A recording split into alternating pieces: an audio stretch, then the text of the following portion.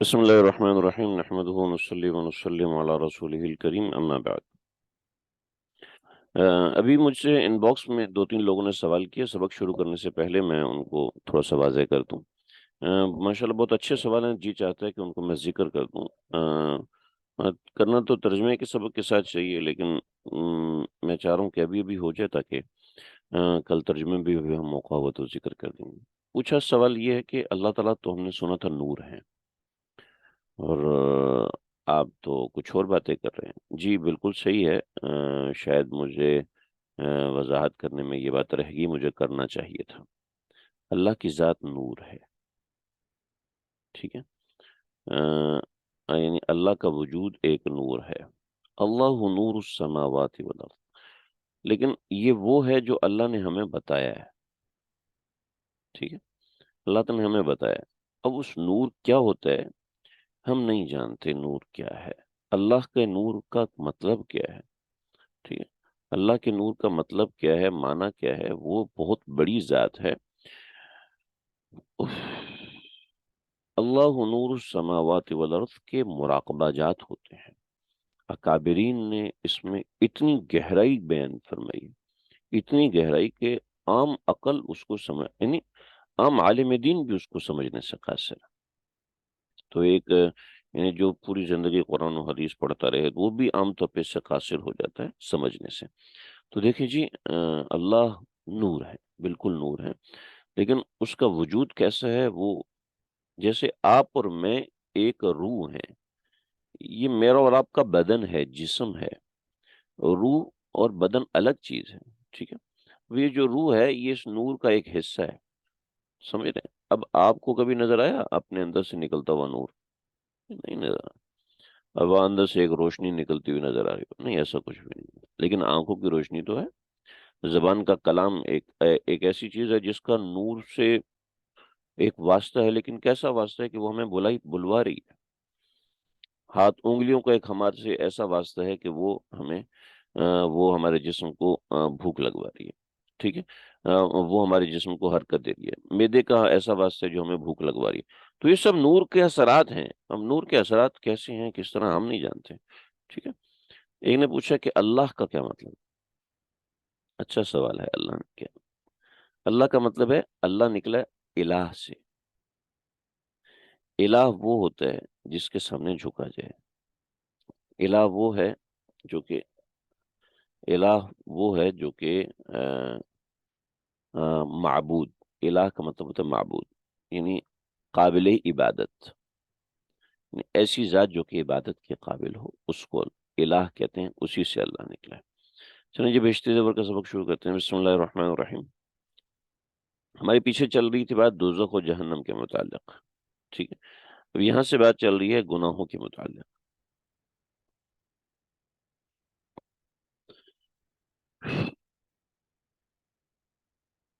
اللہ تعالیٰ کو اختیار ہے چھوٹے گناہ پر چھوٹے گناہ پر بھی سزا دے دے، یا بڑے گناہ کو بھی اپنی مہربانی سے معاف کر دے۔ اس پر بالکل بھی سزا نہ دے۔ یہ اللہ تعالیٰ کو پورا اختیار ہے اپنے بندوں کے اوپر۔ اللہ کو اپنے بندوں کے اوپر مکمل اختیار ہے۔ معتزلہ کہتے تھے کہ بڑے گناہوں پر سزا دینا یہ اللہ پر فرض ہے، نعوذ باللہ من ذالک۔ اس لیے یہ بات یہاں پر لکھی گئی تاکہ آپ کو سمجھ میں آئے۔ ابھی آگے جتنے بھی فرق آئیں گے نا، وہ سارے کے سارے معتزلہ کی بنیادوں پر بنتے ہیں، اور بہت سی اس نوعیت کی بنیادیں ان کی قائم ہوتی ہیں۔ چنانچہ اہل سنت والجماعت کا بنیادی عقیدہ ان اللہ یغفر الذنوب جميعا، اللہ سارے گناہ معاف کر سکتے ہیں۔ تو اللہ کو اختیار ہے چھوٹے گناہ پر بھی سزا دے دے یا بڑے گناہ پر بھی مہربانی کر کے معاف کر دے، بالکل بھی سزا نہ دے۔ اللہ کا اختیار ہے، اللہ کو کوئی پکڑنے والا نہیں۔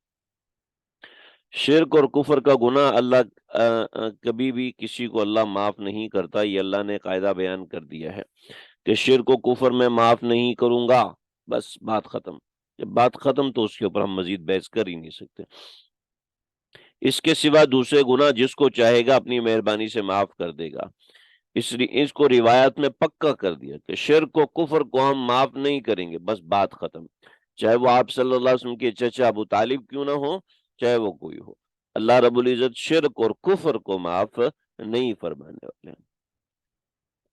ایک بڑا اہم بات، بڑی ہی اہم بات، بڑی ہی اہم بات میں نے دیکھی کہ ہم لوگ ایک غلط نظریہ پال کے بیٹھے ہوتے ہیں، عام طور پہ دیندار اور نیک لوگ، دنیا دار لوگوں جو نیکی دین سے وابستہ نہیں ہے ان کی بات نہیں کر رہا، ان کے اندر تو یہ مسئلہ ویسے ہی بہت زیادہ ہے، لیکن جو دیندار لوگ ہیں، جن لوگوں کا نام لے کر اللہ تعالیٰ اور رسول اللہ صلی اللہ علیہ وسلم نے ان کو جنتی ہونا بتلا دیا، جیسے ابو بکر فی الجنہ، عمر فی الجنہ ہے، ان کے سوا کسی اور کے جنتی ہونے کا یقینی حکم نہیں لگا سکتے، یقینی حکم، کسی اور کو جنتی ہونے کا یقینی حکم ہم نہیں لگا سکتے کہ فلاں بندہ بھی جنتی، جی شیخ العرب والعجم الشیخ الاسلام علامہ ابن فلاں فلاں جو ہے وہ تو پکے جنتی ہیں، یہ بچہ تو پکا جنتی ہے، یہ تو بہت ہی صالح اور یہ کلمے پہ موت آئی، جی پکا جنتی نہیں، یقینی حکم ہم کسی پہ نہیں لگا سکتے۔ کلمہ پڑھ کے مرا، جمعرات کے دن جمعے کے دن فوت ہوا، شہید ہوا، گولی لگی اور اللہ کے راستے میں شہید ہو گیا، پکا جنتی ہے؟ نہیں، یہ نہیں کہ بہت نیک آدمی تھا، اتنی مدد کرتا تھا لوگوں کی، اتنی ہیلپ کرتا تھا لوگوں کی، اور اتنی مسجدیں بنائی ہیں، اتنے مدرسے بنائے، یقینی طور پر نہیں کہہ سکتے ہم، ٹھیک ہے جی، یقینی حکم نہیں لگا سکتے، البتہ اچھی نشانیاں دیکھ کر اچھا گمان رکھنا اور اس سے رحمت کی امید رکھنا ضروری ہے، سمجھ رہے میری بات؟ حضرت شیخ العرب والعجم عارف باللہ حضرت مولانا شاہ حکیم محمد اختر صاحب رحمۃ اللہ تعالی علیہ کا جب انتقال ہوا تو حضرت والا کو کے بارے میں حضرت میر صاحب جو حضرت کے ساتھ 48 برس تک حضرت کی خدمت میں رہے، تو کہنے لگے کہ مجھے اقرب الی الیقین ہے کہ اللہ تعالیٰ نے حضرت والا کو اپنے کرم اور مغفرت سے جنت بھیج دیا ہوگا، ٹھیک ہے، کیسے محتاط الفاظ ہیں، اقرب الی الیقین، یقین ہے کہ اللہ نے جنید جمشید بھائی کو معاف کر دیا ہوگا، اپنے جوار میں جگہ عطا فرما دی ہوگی، یقین ہے کہ عمر بن عبدالعزیز کو اللہ نے، یقین ہے کہ میجر عزیز بھٹی کو اللہ نے اپنی جوار میں جگہ دی ہوگی، یعنی یقین کے ساتھ ہم نہیں کہہ سکتے، امید ہے، میں شاید غلط کہہ گیا، امید ہے کہ اللہ تعالیٰ نے فلاں کو معاف کر دیا ہوگا، یقین ہے نہیں کہہ سکتے، یقین کا دعویٰ کوئی نہیں کر سکتا، بتا امید ہے کہ اللہ تعالیٰ نے فلاں کو معاف کر دیا ہوگا، امید ہے کہ اللہ نے فلاں کی بخشش کر دی ہوگی، میرا گمان ہے کہ اللہ نے کرم کا معاملہ فرمایا ہوگا، ٹھیک ہے جی، اللہ اکبر۔ اللہ کے دیدار کے متعلق، جنت میں سب سے بڑی نعمت اللہ تعالیٰ کا دیدار ہے جو جنتیوں کو نصیب ہوگا، اس کی لذت کے مقابلے میں تمام نعمتیں بے حیثیت معلوم ہوں گی۔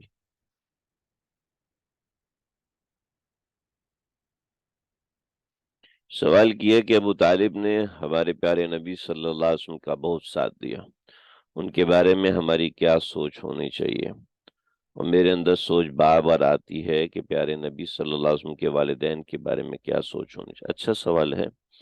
ابو طالب کے بارے میں ہماری سوچ وہی ہوگی جو کہ آپ صلی اللہ علیہ وسلم کی ہے، کہ آپ صلی اللہ علیہ وسلم نے بہت کوشش کی آخر وقت تک، کہا کہ چچا میرے کان میں کلمہ پڑھ دو، میرے کان میں کلمہ پڑھ دو، میں تمہارے لیے گواہی دوں گا، لیکن ابو طالب نے آخر تک کلمہ نہیں پڑھا، جب آخر تک کلمہ نہیں پڑھا تو آپ صلی اللہ علیہ وسلم نے اپنے اصحاب سے کہا کہ ان کو لے جائیں اور دفن کر دیں، ٹھیک ہے، صحیح روایت یہی ہے کہ ان کو لے جائیں اور دفن کر دیں، آپ صلی اللہ علیہ وسلم نے ان کے بارے میں یہی سوچ رکھی، اور روایت میں آتا ہے کہ ان کے لیے جہنم میں ایسا ایسا انتظام ہوگا، یعنی جہنم میں سب سے کم عذاب جن کو دیا جائے گا وہ ابو طالب ہوں گے، کہ ان کو برل میں اس کی تفصیل میں جانا مجھے اچھا نہیں لگتا، میں پسند نہیں کرتا اس کی تفصیل میں جانے کو۔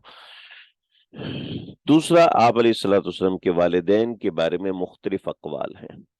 آپ صلی اللہ علیہ وسلم کے والدین کے بارے میں ایک قول یہ بھی ہے کہ وہ آپ صلی اللہ علیہ وسلم کے دل کی خوشی کے لیے ان کو زندہ کیا گیا، انہوں نے آپ کے ہاتھ پہ اسلام قبول کیا، اور اسلام قبول کرنے کے بعد ان کا دوبارہ انتقال ہوا۔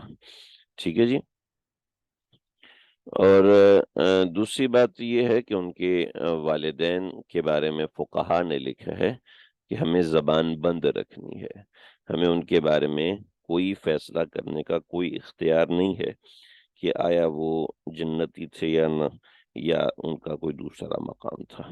ٹھیک ہے، تو آپ صلی اللہ علیہ وسلم کے والدین کے بارے میں فقہا نے مکمل تفصیلات لکھ کر یہ بات بیان کی ہے کہ ہمیں آپ صلی اللہ علیہ وسلم کے والدین کے بارے میں زبان نہیں کھولنی، نہ ہمیں یہ اختیار ہے، بس چونکہ تاریخ خاموش ہے اس کے بارے میں، اس لیے ہم بھی خاموش ہیں۔ بعض حضرات نے کہا کہ وہ صحیح دین پر تھے، ان کو ورقہ بن نوفل کے دین پر تھے، بعض حضرات نے کچھ ایسی بات۔ ٹھیک ہے جی۔ دوسرا سوال ہے کہ حضرت ابو طالب کی تقدیر تھی یا قسمت تھی؟ نہیں جی، تقدیر تو ہم بعد میں فیصلہ کرتے ہیں، کوئی بھی بندہ کفر پہ مر گیا تو ہم اس کو کہتے ہیں کہ اس کی تقدیر میں کفر تھا، لیکن اس کی زندگی میں اس کا پورا اختیار تھا، اس نے پورے اپنے اختیار کو غلط استعمال کیا، غلط استعمال کر کے انسان خود اپنی تقدیر جو بناتا ہے، وہی تقدیر حضرت ابو طالب کی تھی۔ درس سیرت میں نے بتایا، شاید بتایا ہو، مجھے خود بھی ذہن میں نہیں ہے اس وقت، لیکن سوال کر لینا اچھا ہوتا ہے جو ذہن میں آئے۔ اچھا جی، جنت میں سب سے بڑی نعمت اللہ کا دیدار ہوگی جو جنتیوں کو نصیب ہوگا۔ اللہ ہم سب کو نصیب فرمایا۔ معتزلہ کا عقیدہ یہ ہے کہ اللہ تعالیٰ کا دیدار ہونا ممکن نہیں ہے۔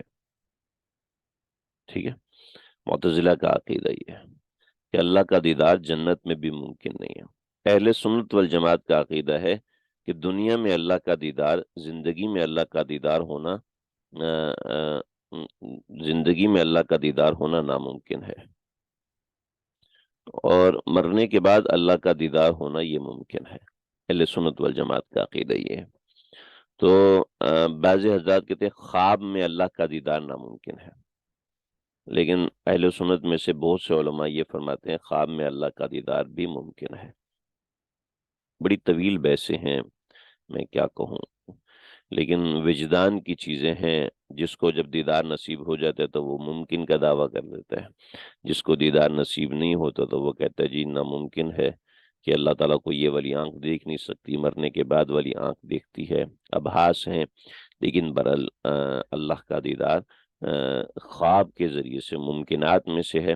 البتہ جنت کے اندر اللہ کی اپنی اصلی حیت میں اللہ رب العزت انسانوں کو اپنا دیدار کروائیں گے، اور مسلمانوں کو اپنا دیدار کروائیں گے، اور اس وقت کا کیا عالم ہوگا؟ اس وقت کا عالم یہ ہوگا کہ جنتی جنت کو بھول جائیں گے، اور وہ فرشتے جنہوں نے کروڑوں برس کا ایک سجدہ کیا، وہ کہیں گے یا اللہ آج ہم نے آپ کو دیکھا ہے، تو آج ہمیں پتہ چلا کہ وہ کروڑوں برس کا ایک سجدہ بھی آپ کی شان کے سامنے بالکل کروڑوں گنا بھی ناکافی ہے، یعنی کروڑویں ذرے کا برابر بھی ناکافی ہے۔ اللہ ہم سب کو وہ دیدار کا موقع نصیب فرمائے، ہمارے وہ تصور میں نہیں آ سکتا۔ ٹھیک ہے جی، دیکھیں ایک درجہ یہ ہے، ایک درجہ جنت کا یہ ہے، ٹھیک ہے، اور اس کے کروڑوں درجے اوپر انبیاء کے درجات ہیں، کروڑوں کروڑوں، ٹھیک ہے جی، اور ان کروڑوں درجات میں سب سے اونچا درجہ دیدار الہی ہے، ٹھیک ہے، دیدار الہی۔ ہمارے اس کے بارے میں دیکھیں یہ کروڑوں خربوں ہیں درجات، اچھا یہ ہمارے دنیا کے حساب سے میں کروڑوں، وہاں کے کروڑوں خربوں تو کوئی سوچ بھی نہیں سکتا نا۔ تو یہ جو میں اس کے حساب سے بتا رہا ہوں، یہ جو یہ مقام ہے، اس کے بارے میں اللہ نے کہا مالا عین رأت، آنکھ نے دیکھا نہیں، ولا اذن سمعت، کانوں نے سنا نہیں، ولا خطر علی قلب بشر، بشر کے دل میں اس کا خیال بھی نہیں گزرا۔ ٹھیک ہے جی، تو یہ درجہ بھی ہمارے ذہن میں نہیں گزرا، تو یہ کتنا اونچا درجہ ہوگا۔ اللہ اکبر اللہ۔ اس موقع پہ ہم یہ دعا کر لیتے ہیں اللہ تعالی ہم سب کو یہ چیز نصیب فرمائے۔ دنیا میں بیداری کی حالت میں اللہ تعالیٰ کو ان آنکھوں سے کسی نے نہیں دیکھا اور نہ ہی کوئی دیکھ سکتا ہے۔ کیا جنت میں آنکھ کو اتنی طاقت مل جائے کہ دیدار رب کو سہ سکیں گے؟ جنت میں انسان کی آنکھ کو اتنی طاقت نہیں ملے گی، بلکہ مختلف احوال ہوں گے، مختلف چیزیں ہوں گی۔ چنانچہ جب اللہ تعالیٰ کو دیکھنے جائیں گے تو شراب طہور پلائی جائے گی، اور شراب طہور پلائی جائے گی، اس شراب نشے کی حالت میں، یعنی جنتی کی طاقت عام دنیاوی مرد کی طاقت میں اس کے مقابلے میں 4000 کے گنا بڑھ چکی ہوگی۔ آنکھ کی طاقت اور دماغ کی طاقت بھی کروڑوں گنا بڑھ چکی ہوگی، اور پھر اس وہاں کی خوراک اور وہ سب چیزیں، یعنی نظام ہضم ایسا ہو چکا ہوگا کہ انسان کو قضاء حاجت کی کوئی ضرورت نہیں ہوگی۔ ٹھیک ہے، جسم کا معاملہ ایسا ہوگا کہ تھوک میں اتنی خوشبو ہوگی کہ اگر وہ سمندر میں ڈال دی جائے تو وہ سارے سمندر میٹھے ہو جائیں گے، کہ وہ آپ سمندر میں گئے ہوں تو منہ میں پانی وغیرہ گیا ہو تو سمجھ میں آ جاتی کہ کتنا کڑوا زہر پانی ہوتا ہے۔ لیکن کیا ہے، وہاں پر یعنی یہ تھوک سارے سمندروں کو میٹھا کرنے کے لیے کافی ہے۔ تو اتنی جنت کے تھوک میں اتنی خوشبو اور طاقت اور اتنی مٹھاس ہوگی، تو خود سوچیں وہاں پہ طاقت کتنی ہوگی۔ لیکن طاقت کے سرچشمے کے باوجود بھی عام آدمی میں یہ طاقت نہیں ہوگی کہ وہ اللہ کا دیدار ایسے کرے، بلکہ اس کو شراب طہور پلائی جائے گی، اور شراب طہور کے بعد وہ نشے میں ہوگا، اور نشے میں اس کی طاقت کئی گنا بڑھ چکی ہوگی۔ لیکن یہ سب کے لیے نہیں ہوگا، ایک اعلیٰ درجے کا جنتی اس کو اللہ ایسی طاقت دیں گے، کم درجے کے جنتی اس کی طاقت اس سے کمزور ہوگی، وغیرہ وغیرہ۔ خاتمے سے متعلق، اچھا، آنکھوں میں سے اللہ تعالیٰ دنیا میں بیداری کی حالت میں اللہ تعالیٰ کو ان آنکھوں سے کسی نے نہیں دیکھا، کسی نے نہیں دیکھا، کسی نے نہیں دیکھا۔ نبی اکرم صلی اللہ علیہ وسلم نے معراج کی رات اللہ رب العزت کی زیارت کی، تو جمہور احناف کا یہی کہنا ہے کہ آپ صلی اللہ علیہ وسلم نے اللہ تعالیٰ کو نہیں دیکھا، بلکہ قریب آئے اور بہت زیادہ قریب آئے۔ دیکھنا یہ ثابت، بعض حضرات کہتے ہیں ثابت ہے، بعض حضرات کہتے ہیں ثابت نہیں ہے۔ دور صحابہ میں ہی اس بات میں اختلاف تھا، لہٰذا کوئی قاعدہ کلیہ نہیں ہے، البتہ جمہور فقہا یہی فرماتے ہیں کہ نہیں دیکھا۔ عمر بھر کوئی بھی، اچھا، عمر بھر کیسا بھی بھلا برا ہو، مگر جس حالت پر خاتمہ ہوتا ہے اسی کے مطابق اچھا یا برا ملتا ہے، یعنی پوری زندگی کافر رہا، مرتے وقت مسلمان ہو گیا، ٹھیک ہے، مرتے وقت مسلمان ہو گیا تو اب مسلمان ہی اٹھایا جائے گا۔ دنیا زندگی بھر کافر مسلمان رہا، مرتے وقت جب کلمہ کفر منہ سے نکال دیا تو معاملہ گڑبڑ ہے۔ چنانچہ ذہن میں رکھیں، بعضی ایسے گناہ ہوتے ہیں جن کی وجہ سے اللہ رب العزت مرتے وقت ایمان چھین لیتے ہیں، تو اللہ سے پناہ مانگنی چاہیے۔ اس کی پناہ کا طریقہ یہ روزانہ رات کو سوتے وقت اللہ سے معافی مانگ، اللہ جی مجھے معاف کر دے، میں بہت برا ہوں، اللہ جی مجھے معاف کر دے، مجھ سے غلطیاں۔ آدمی عمر بھر میں جب کبھی توبہ کرے یا کافر مسلمان ہو اللہ کے ہاں مقبول ہے، البتہ مرتے وقت جب دم نکلنے اور عذاب کے فرشتے دکھائی دینے لگیں تو اس وقت نہ توبہ قبول ہوگی نہ ہی ایمان قبول ہوگا۔ یہ یہ ہے۔ جی ہاں، یہ بات صحیح ہے، نبی اکرم صلی اللہ علیہ وسلم نے دنیا میں نہیں بلکہ آسمان پر رب کو دیکھا تھا، تو یہ ٹھیک ہے، ہاں یہ بات ٹھیک ہے، لیکن میں بتا رہا ہوں اس میں اختلاف ہے، اس میں اختلاف ہے۔ جمہور کا کہنا یہی ہے کہ آپ صلی اللہ علیہ وسلم کو اللہ تعالیٰ نے نہیں دیکھا، ٹھیک ہے۔ جب جمہور کا یہ کہنا ہے رسول، تو پھر ایک عام آدمی کو یہ شرف کیسے؟ تو عام آدمی کے اس شرف کی دنیا میں تو بات ہو ہی نہیں رہی، ہاں خواب کے اندر دیکھ سکتے ہیں، خواب کی بات ہو رہی ہے، عام آدمی کے بارے میں تو ہم کہہ ہی نہیں سکتے نا۔ یہ سوال کیا ہے میں سمجھا نہیں ہوں۔ تو یہ توبہ کے متعلق بات ہوگی۔ مرتے وقت دیکھو جب انسان کو پتا چل جائے کہ اب میری روح قبض ہونے والا، حت ما لم یغرغر بھی، ما لم یغرغر بھی، ما لم یغرغر، موت جب جھٹکا دیتی ہے تو آدمی کو پتا چل جاتا ہے کہ میں اب بچوں گا نہیں، ٹھیک ہے۔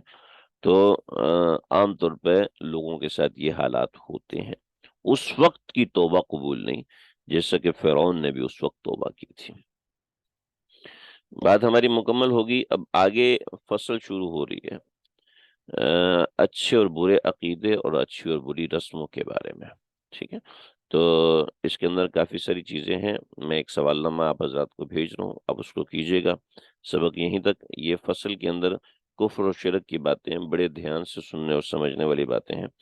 آج آپ حضرات نے جو سوالات کیے ماشاءاللہ بہت اچھے تھے، ابھی بھی کوئی سوال ہو تو بھی ضرور کیجیے، میں اسٹاپیج نہیں لگا رہا کہ ابھی سوال نہ کریں، لیکن آج کے سوالات جو درس قرآن کے اندر، ترجمہ قرآن کے اندر تھے، وہ اس سبق کے اندر تھے، تو اس سے سمجھ میں آیا کہ ماشاءاللہ آپ کو لوگ پوری توجہ یکسوئی کے ساتھ سمجھ رہے ہیں۔ یہ خواب میں تو کوئی بھی اللہ رب العزت کو دیکھ سکتا ہے، سوال کیا ہے؟ میں دونوں کے بارے میں بات کر رہے ہیں، خواب میں یا جاگتے ہوئے۔ دیکھیں جاگتے ہوئے اللہ رب العزت کا دیدار نہیں ہو سکتا، ٹھیک ہے۔ دنیا میں بیداری کی حالت میں، یہ جہاں میں نشان کر رہا ہوں،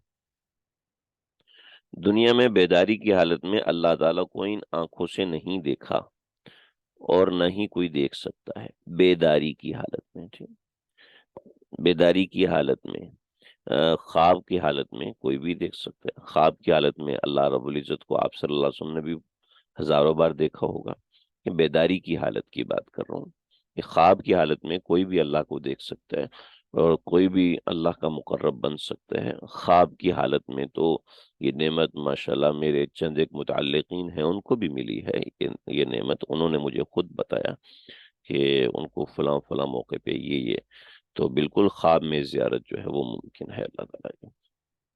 بس آج کا سبق اتنا ہی ہے، انشاءاللہ آئندہ پڑھیں گے۔ السلام علیکم ورحمۃ اللہ وبرکاتہ۔